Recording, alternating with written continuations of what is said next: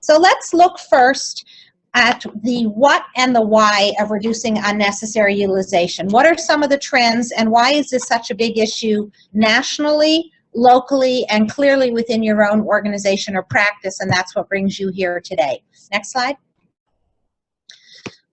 When we looked at the data to see where hospitalizations were taking place and which of the hospitalizations seemed to be preventable, which was, let's be honest, something that 5 or 10 years ago we were not even considering as a metric for hospitalizations. Every hospitalization was considered, was just counted, and we weren't bothering to figure out whether or not some were preventable, some were necessary. They were just hospitalizations. But 1 in 10 in 2014 were deemed to be preventable. And more significantly, when you look at hospitalizations for seniors or Medicare beneficiaries, 1 in 4 were seen to be preventable. Next slide. And very importantly, 1 in 4 Medicare beneficiaries discharged from hospitals to skilled nursing facilities were readmitted to hospitals within 30 days. And this was obviously a huge cost to many, not just the federal government that was picking up the tab for many of these hospitalizations and rehospitalizations, but it also became a significant issue for patients and families as well. Next slide. And when we drill down a little bit, and these slides will be available to you and you'll be able to take a deeper dive into looking at these graphics yourself, but I'm just going to highlight a few items on these graphics. When we look at the revolving door of people going in and out of hospitals, those who are going to skilled nursing facilities and returning back are often patients with congestive heart failure, septicemia, and pneumonia. $4.3 billion in hospital costs alone annually from those particular conditions. And there are also 1 in 4 that that have schizophrenia or acute and unspecified renal failure. So there are a number of conditions that we can look at and say, when we have a patient that falls in that category, are we doing everything we can to make sure that the transition of care for that individual is meeting their needs, the placement is appropriate, the follow-up care is appropriate, and we are doing our best to prevent either a readmission or a duplication of effort in another setting. Next slide. The commonly cited reasons for hospital readmissions from skilled nursing facilities often relate to process-related issues, whether or not the patients were not well informed of either their condition or the type of facility they were going to and what to expect. Lack of collaboration, medication issues. A lot of these are skilled nursing issues, but you can see as well, they also are very applicable to people who are being returned to the community.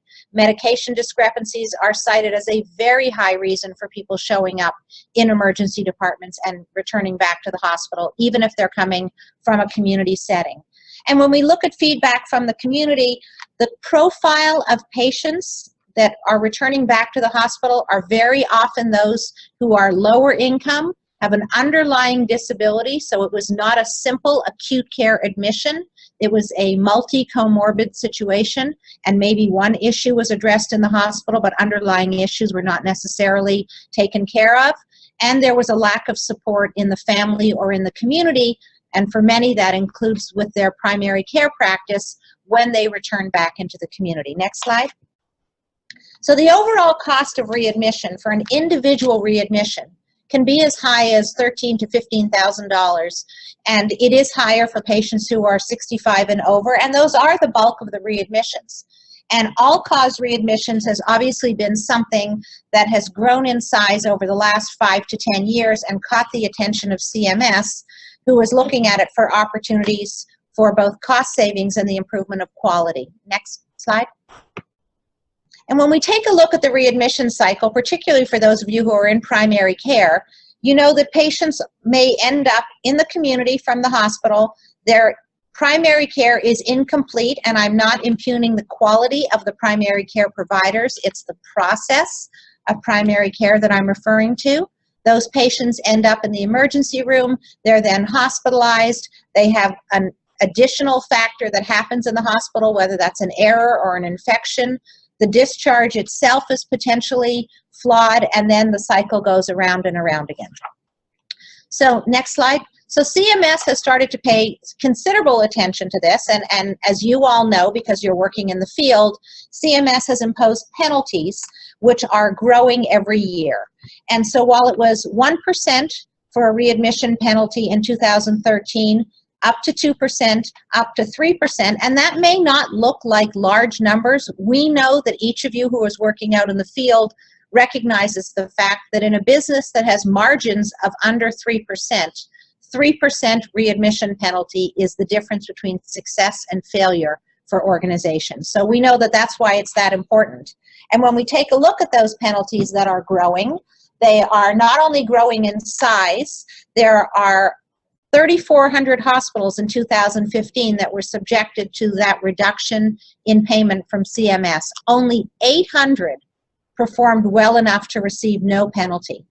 39 received the maximum penalty allowable by CMS. So this is big business, and this is of considerable importance to all of your organizations. Beginning in 2017, CMS is going to be adding additional conditions into the calculation of readmissions, so it's becoming even more important. And as many of you know, with the changes in MIPS, this is going to start to impact people's payment as well in the practice settings. Next slide. So I want to stop for a second. We can look at the cost of readmissions, and we can, or overutilization, and we can say, well, that's something that from a business standpoint is worth removing from the system because this is a system that has limited resources and we all share the same pot of money. But I want to step back for a second and look at the effect of hospitalizations on the patient.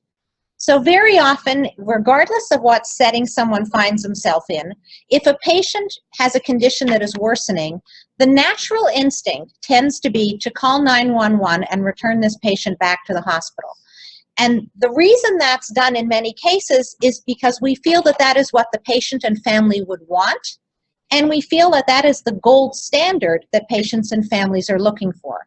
But in fact, if you take a look at what happens to patients in hospitals, you realize, particularly for very vulnerable or senior patients, a hospital is a very bad place to be unless you absolutely need to be there. When you need to be there, just like skilled nursing, it's incredibly important to have the resource available. But if you don't need to be in a hospital, the impact of being told that you have complete bed rest, the decreased mobility has a significant effect on muscle mass very quickly, so that when you finally do get to stand up after you've been immobilized for a day or two in a bed, you don't have the same sort of gait, you don't have the same sort of balance, falls occur. There's a significant risk of delirium in hospitals. Many of the rooms in hospitals, you can't tell the difference between day and night. You're waking patients up at all times of the day or night for particular testing or medication, and it is a definable psychosis, hospital-acquired delirium, particularly for seniors. It's a very dangerous condition. I need not spend a lot of time talking about infections. I know that those of you who are interested in this issue are seeing it in a variety of other ways in patient safety related education sessions, but infections are a huge risk, as are medication errors. And a medication error doesn't just mean a significant error where it is a wrong dose or an allergy. It can be everything from missed medications to mixed medications to wrong timing of medications, etc. Particularly for patient populations that have multiple medications, this is a very high risk. If someone is moving back and forth to various settings, we wonder about what is happening with resident information. If a patient is moving from a nursing home to a hospital, do we have all of their records? Do we even know what their condition was before? What is the status we're trying to return them to? It isn't trying to return a 90-year-old into the strength and health of somebody who is 35 years old. We're trying to return them to where they were before this incident. We may not have that information in a different setting. And very importantly, there's the issue of care goals not being honored.